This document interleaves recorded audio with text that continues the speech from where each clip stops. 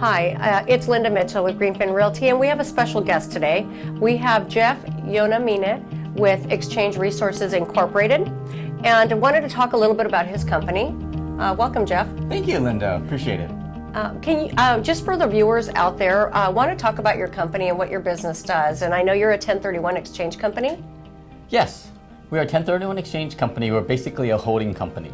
So what we do is help investors, when they sell their investment properties, do a tax-deferred exchange into another property in which they can defer the capital gains cost into another piece of property.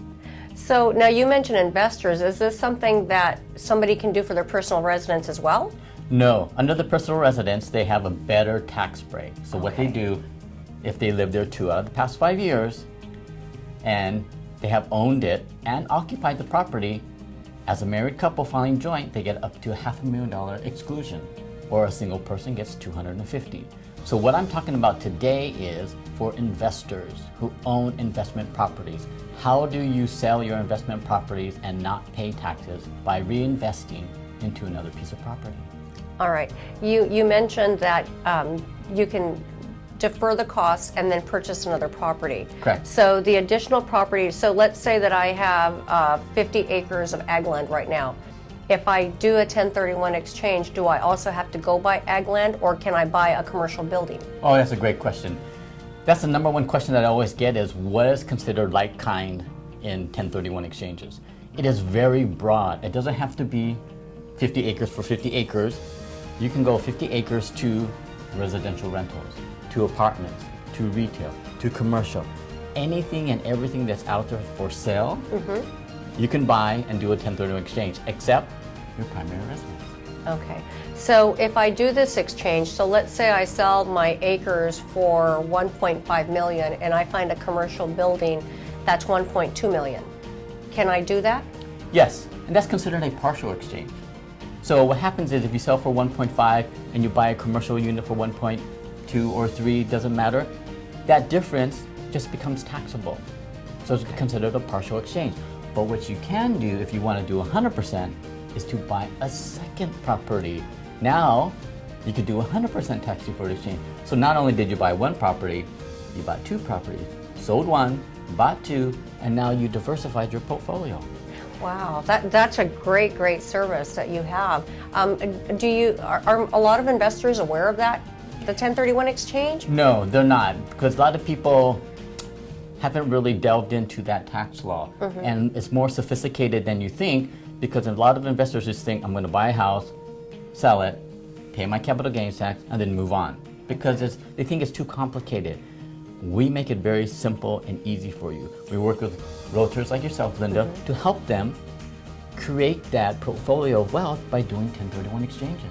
Okay, so we here at Greenfin Realty, we work with lots of investors. So if I have investors that own like 20 plus rental income properties and they're wanting to basically get out of that rental income business, they can take those 20 individual rental incomes, put all of them into a 1031, let's say build up a value of,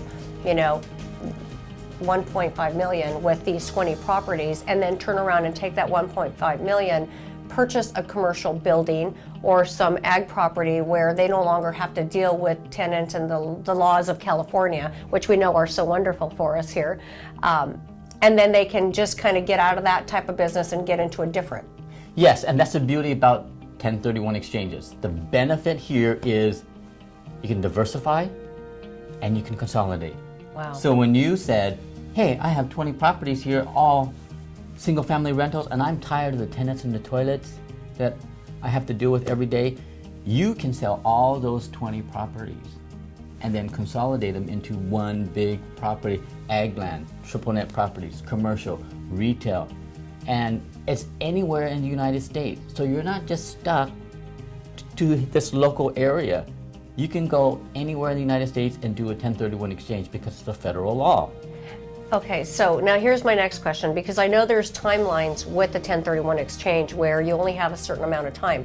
So the investor comes to me, I've got 20 properties, I want to do 1031 exchange, I want to buy some ag land. what type, does that mean that we have to list all 20 and hope that they all close within that amount of time so that they can get into that timeline? How does that work? That's a very sophisticated question because you, in the 1031 exchange arena, you could do it forward and backwards. So what we would do is, if you're going to sell 20 properties, your exchange starts when the first property sells. So what happens is, if the other, let's say 15 of them sell within the 180-day time frame to go ahead and move over to the new property, but the other 5 don't, what we can do is take those other 5 and backdoor them with a reverse exchange. So you get all 20 properties into that ag land. Oh, wow. That's awesome. That's some great information, Jeff. Thank you so very, very much for coming in today and sharing this information with our viewers. I'm glad that you came out, and I hope this information is useful to you.